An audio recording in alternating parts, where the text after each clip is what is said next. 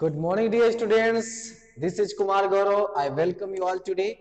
And you know very well, I'm going to start your chapter number 7 because this is the syllabus of your UT second, and you have to study it very carefully. A visit to Cambridge. The chapter name is A Visit to Cambridge. You can see there, A Visit to Cambridge. I'm talking about A Visit to Cambridge. This is the very interesting story of a disabled person, of a disabled person. So this is the story of a meeting between two extraordinary people. Meeting between two extraordinary person. Okay, extraordinary person are people. You can say that people. Okay, both of them disabled. Both of them, I mean both disabled. Okay, disabled. You can define it differently. Able. You can define it differently. Able.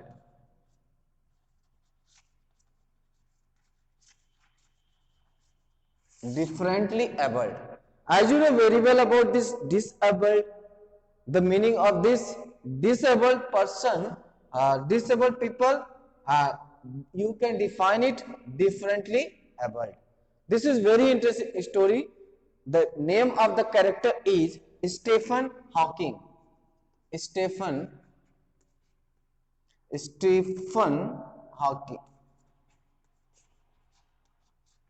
Hawking.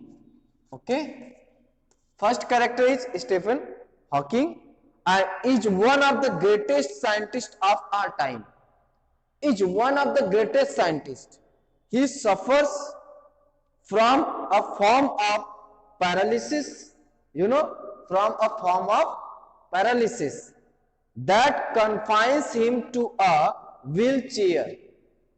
That confines him to a wheelchair.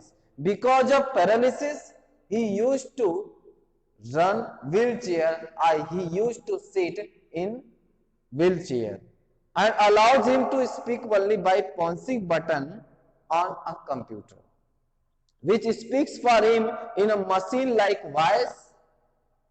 And Firdaus Kanga is a writer. Firdaus Kanga, Firdaus Kanga is a writer, okay, and journalist who lives and works in Mumbai. Journalist who lives in Mumbai and works in Mumbai. Who works in Mumbai? Okay, Firdaus Kanga is a writer and journalist which speaks. So in this way, Kanga was born with brittle bones. He was born with brittle bones. Okay, brittle bones. Clear? And that tended to break easily when he was a child. Like Hawking, Kanga moves around in a wheelchair. Kanga, like Hawking, both used to sit in a wheelchair. Wheelchair. Okay? Wheelchair. And the two great men exchange thoughts on what it means to live life in a wheelchair. The life living in a wheelchair, it is very different, it is very difficult from any ordinary people. Okay? And how the so-called normal people react to the disabled person. How any normal people, common people react to any disabled person, a people. Okay? So I am talking about this story, a visit to Cambridge. I am talking about the two characters, one Stephen Hawking and second is Ferdas Kanga. Clear? Now I am going to start this story. Cambridge was my metaphor. The writer said, Cambridge was my metaphor for England, and it was strange that when I left it had become altogether something else because I had met Stephen Hawking. As you know very well, I have told you, Ferdas Kanga was a writer, journalist, and he said, Cambridge was my metaphor. Okay, his metaphor.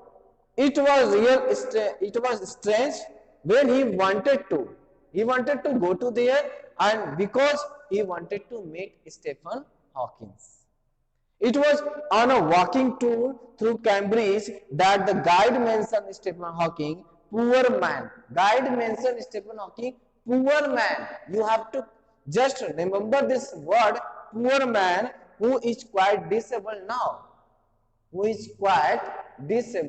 now. And I have already told you about the disabled meaning, that is differently abled.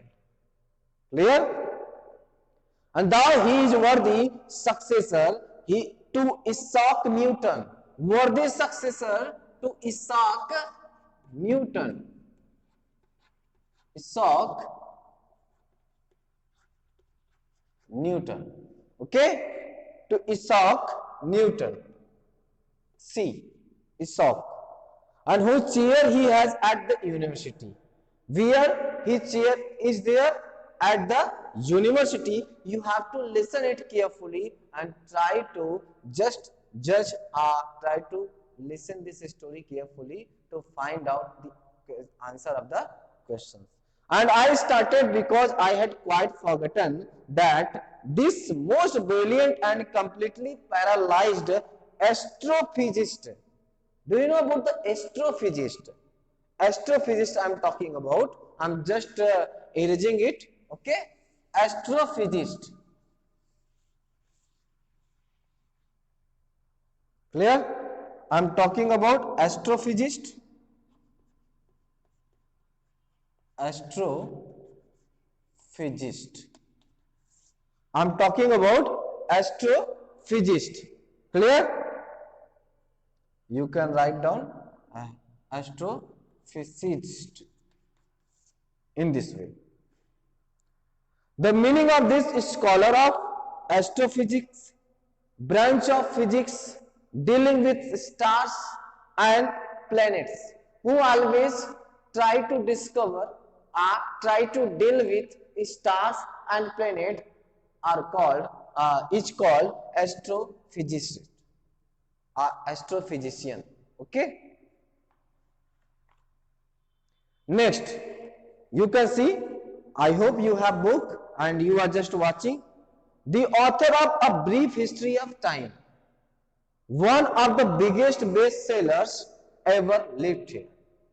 One of the biggest sellers lived there when the walking tour was done. I told you when he started walking tour, when it was done, I rushed. The author said, I rushed to a phone booth and almost tearing the cord to it could reach me outside, phoned Stephen Hawking's house. He phoned Stephen Hawking. Okay?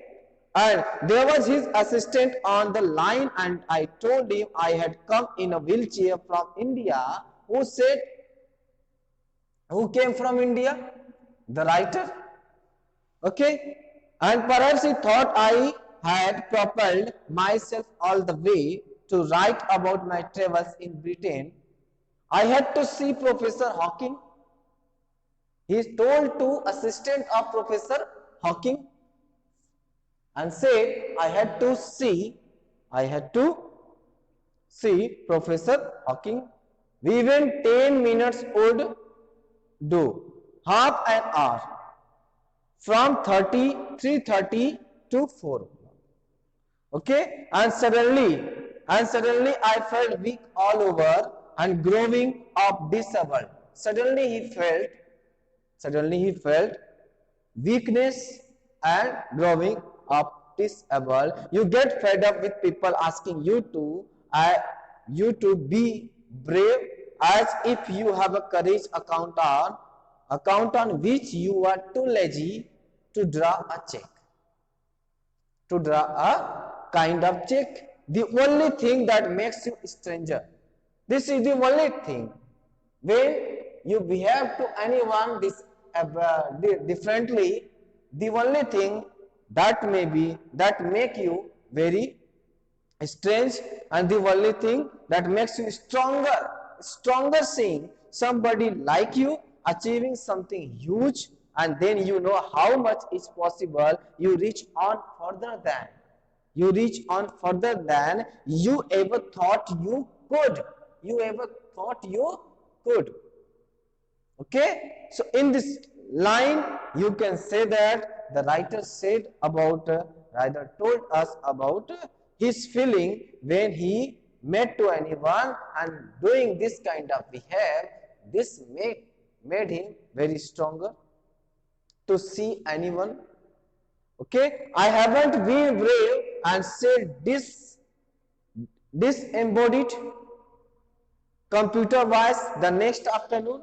I have done choice. I have no choice. Means he had no any choice. That's why he agreed. And surely I wanted to say living creatively with the reality of his disintegrating body was a choice, but I kept quiet because I felt guilty every time I spoke to him, forcing him to respond. Every time the writer spoke to him, tried to always force him to respond me, and respond me.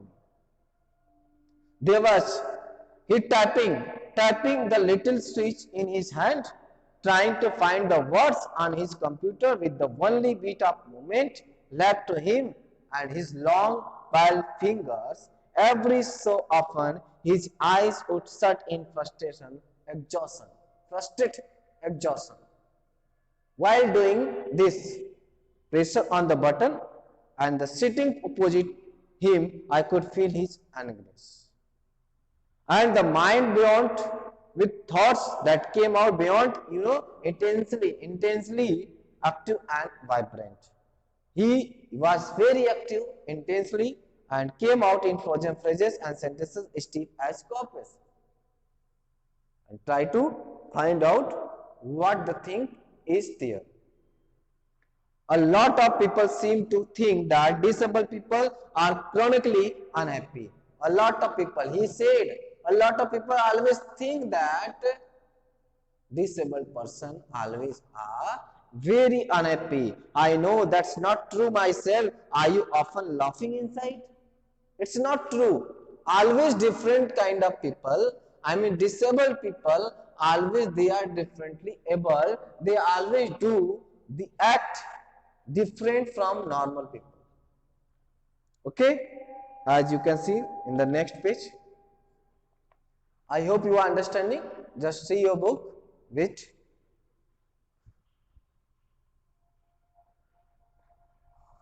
Okay, students, about 3 minutes later, when we talk about 3 minutes later, he responded, I find it amusing when people patronize me. And do you find it annoying when someone like me comes and disturbs you in your work? And the answer flashed. You know, all the conversation with through computer. Answer flushed.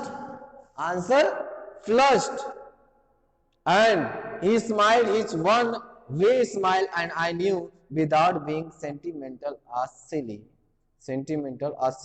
I was looking at one of the most beautiful men in the world. And you know, a first glimpse of him is shocking. First sight of him is very shocking, and because he is like a still photograph. just looking like a photograph, as if all those pictures of him in magazines and newspaper have turned three dimensional. Okay, when you see, and then you see the head twisted sideways into a slump, the torso. Do you know meaning of torso? Upper part of the body, looking like shrunk inside the pale blue short. It was just twisting type of zigzag, you can say that. Okay, that wasted legs you can see, and you look at his eyes which can speak still, and they are saying something huge and urgent.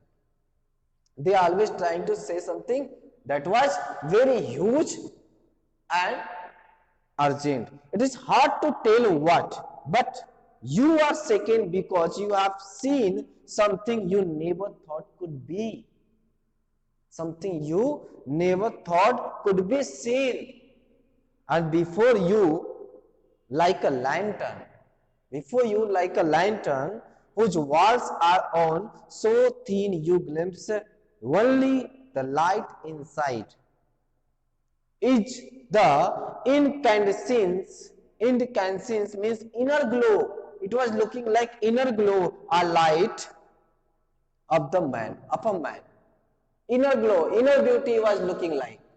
And the body, almost irrelevant, exists only like a case made of shadows. Only like a case made of shadows, and so that I know no believer in external souls, know that this is what each of us is. Everything else an accessory, that is, but not essential, but it was extra. Not essential, but it was extra. You have to also remember the word meaning or keywords of this chapter and try to find out the answer of this, all the questions given there. Okay, and what do you think? Next he said, what do you think is the best thing about being disabled? I asked him earlier. It was the question. What do you think about the best thing about being disabled? I don't think there is anything good about being disabled. I think I said, he told, there is nothing good. You do discover how much kindness there is in this world.